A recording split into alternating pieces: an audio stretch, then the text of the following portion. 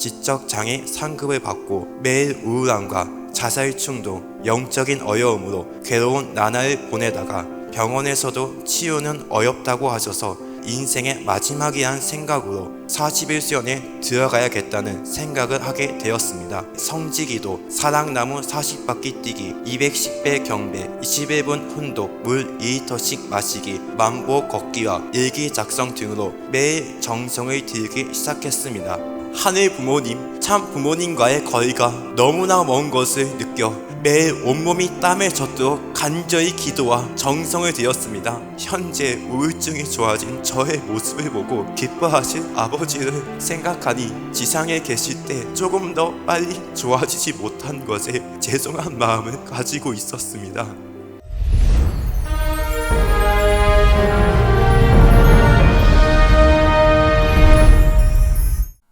안녕하세요. 저는 36만상 박광신 고토미사고의 이남중 막내 박정민이라고 합니다.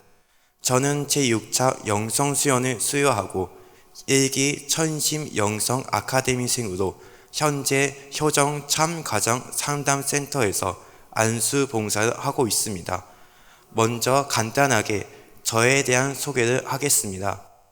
저는 초등학생부터 영적인 어려움이 있어서 10년이 넘게 우울증과 대인기피, 공황장애 등 많은 문제를 가지고 있었습니다. 그러다가 학교에서 여러 가지 검사 끝에 지적장애 상급을 받고 매일 우울함과 자살 충동, 영적인 어려움으로 괴로운 나날을 보내다가 2022년 병원에서도 치유는 어렵다고 하셔서 이제는 희망이 없으니 이 해가 인생의 마지막이란 생각으로 주변에서 권유받은 효정 기동단이나 41수연에 들어가야겠다는 생각을 하게 되었습니다. 그렇게 고민하다 교회에 앉아 있었는데 41수연이란 메시지가 눈앞에 보였습니다. 그 메시지를 받고 낯을 많이 가리는 저로서는 낯선 환경에 가는 걸 어려워해서 수연을 가고 싶지 않았습니다. 하지만 메시지를 본 저로서는 피할 수 없다는 생각이 들어 수연을 가야 한다면 수연비를 달라고 기도를 드렸습니다. 그러다가 전혀 생각지 못한 곳에서 수연비가 들어와 41수연에 들어오게 되었습니다. 그렇게 수연원에 입소하고 우연히 김명옥 상담센터장님과 상담을 하고 매일 정성 미션을 받아 열심히 실천을 했습니다. 정성 미션으로 매일 성지기도, 사랑나무 40바퀴 뛰기, 210배 경배, 21분 훈독, 물 2리터씩 마시기, 만보 걷기와 일기 작성 등으로 매일 정성을 들이기 시작했습니다. 그렇게 하니 처음으로 극복할 수 없었던 우울함과 영적인 어려움이 조금씩 좋아지고, 그리고 천심한 차야정성에서 아버지, 어머니를 크게 부르며 여태까지 느껴본 적이 없었던 하늘 부모님의 사랑이 처음으로 느껴졌습니다. 김명옥 센터장님을 비롯한 많은 강사님들에게 많은 사랑을 받고 살아갈 희망이 생겼습니다. 그렇게 수연이 끝나고 집에 와서도 김명옥 센터장님께 문자 상담과 평균 3시간 이상 정성을 매일 들였습니다. 그러다가 2023년에 다시 한번 121수연을 결의하고 수연에 임하다 5차 영성수연생이 참 어머님을 뵙고 어머님의 작은 바늘 하나가 어머님의 심정을 아는 자녀라는 말을 들었습니다.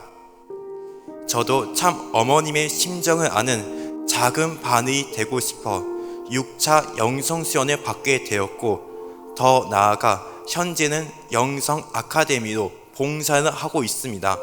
수연원에서 느낀 몇 가지의 은혜를 말씀드리도록 하겠습니다. 첫째는 성화하신 아버지와 만나는 일이었습니다. 저의 아버지는 2019년도에 갑작스럽게 성화를 하셨습니다.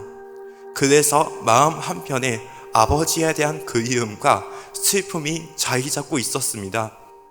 그리고 현재 우울증이 좋아진 저의 모습을 보고 기뻐하신 아버지를 생각하니 지상에 계실 때 조금 더 빨리 좋아지지 못한 것에 죄송한 마음을 가지고 있었습니다.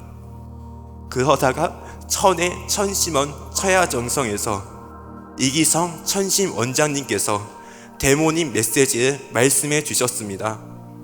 지금은 영계가 가까워서 부르면 온다는 내용을 생각이 나서 바로 다음날 기도할 때 박광신 아버지 성함을 불렀습니다.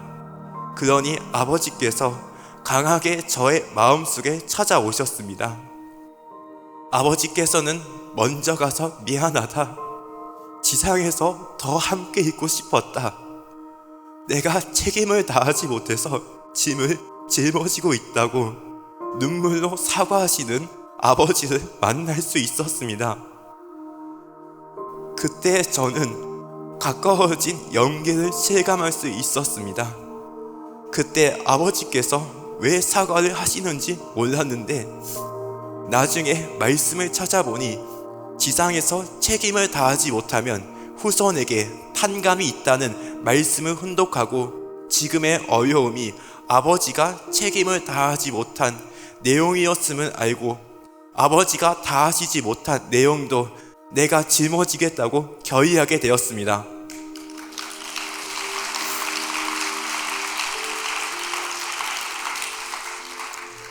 두 번째는 하늘 부모님의 음성을 들었던 것입니다.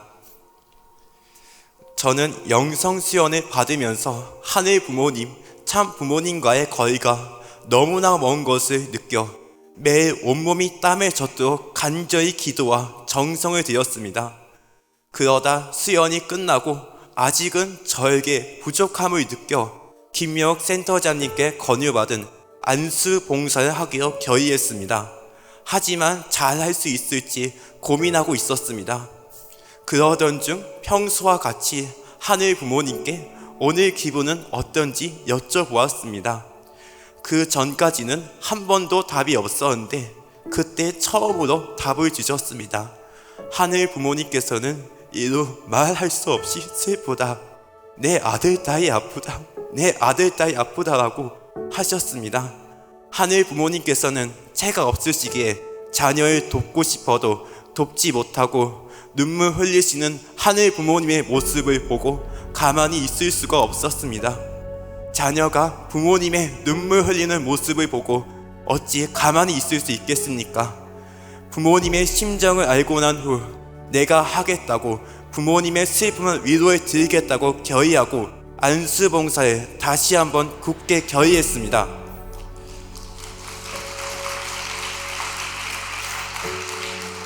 그리고 처야 기도에서 100명 이상의 자녀를 살리겠습니다. 그러니 안수의 능력을 허락해달라고 간절히 기도하고 봉사를 시작하게 되었습니다. 9개월이 지난 지금 저는 참가정 상담센터에서 열심히 안수봉사를 하고 있습니다. 솔직히 아직은 무엇을 할 수 있을지 모르겠지만 하늘에서 받은 많은 은혜와 사랑을 베풀며 반드시 아카데미 기간을 승리하겠습니다. 참 어머님과 하나가 된다면 불가능이 없다고 믿기 때문에 어떤 고난의 길이어도 어머님과 함께 나아가겠습니다. 반드시 참 어머님과 하나 되어 이 뜻길을 가겠습니다. 부족한 저라도 간증할 수 있도록 인도해 주신 하늘 부모님과 천지인 참 부모님께 감사를 전하며 이상으로 간증을 마치겠습니다. 감사합니다.